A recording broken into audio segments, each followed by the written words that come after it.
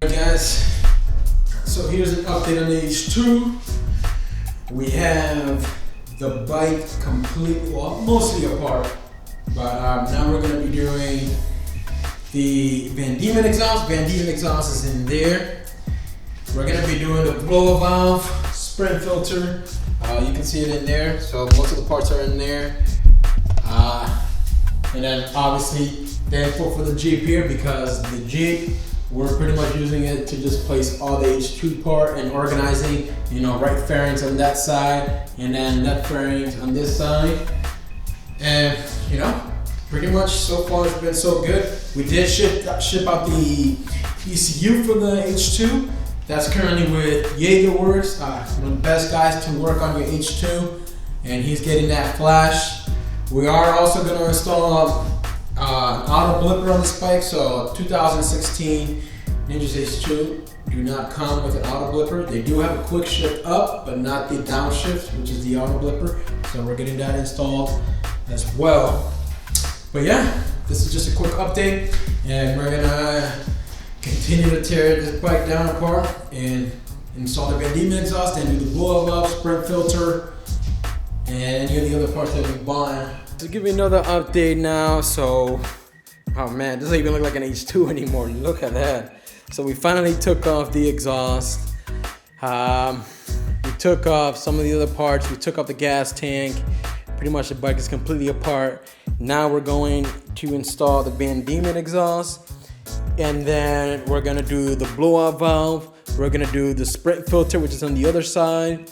We're gonna remove some other components in the emitter, and we're gonna install some block off plates, and then the radiator guard, and that would be about it. But you can guys see it, man. Look at this, is a mess, man. Look how much parts all over the place. The Jeep is filled with parts.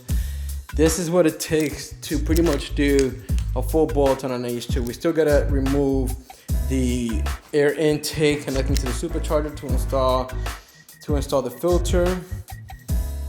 But man, I mean, you can just tell.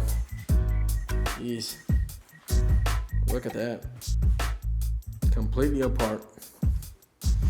It's been a bit of a hassle in certain areas, but besides some of the little, obviously you have that one bolt that always comes in and makes it just more difficult.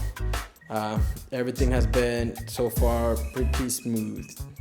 Did make a mess, draining out the radiator fluid, and yeah, it went all over the garage pretty much almost. But yeah, that's an update for now. Here's another update with the H2. So we officially installed the Van Diemen exhaust, and look at that. Look at the pipe work. Wow. That's looking amazing so far. We did have to pretty much disconnect almost the entire radiator and flush the coolant, but we already got coolant for the bike. But I mean, you can see the pipe work. Stock exhaust is right there. Just look at the difference in size compared to that. Now you can actually see the rear wheel. We did install the blower valve. That actually wasn't too bad, but you can see it there. Man, I can't wait for this thing to sound like a jet. We did also eliminate a few other things that were in here. We installed the block off plates, as you can see in there. See if it focuses. Yep. And then we have block off plates there as well. Ooh, let me see, what else did we do? Ooh, we did install a new fender eliminator kit. And that looks pretty sweet. Much more torque than the old one we had. And then, you can see the supercharger there. And then we installed the filter. We went with the Sprint Race filter on this. Already have that put back together.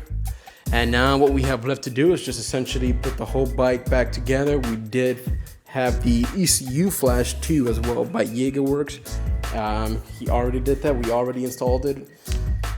But yeah, bike is coming along.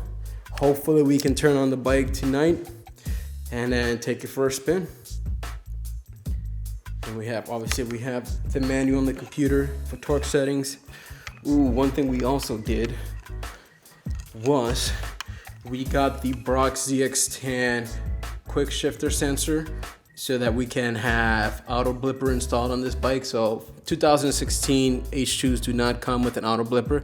They only come with a quick shifter, shifting up, but not shifting down. So we installed a sensor that has a two-way reading so that we can have the bike with an auto blipper now. You do have to get this tuned in order for this to work too as well. But yeah, that's an update for now. Man, I love this bike so much already. I just hope everything goes well once we turn it on.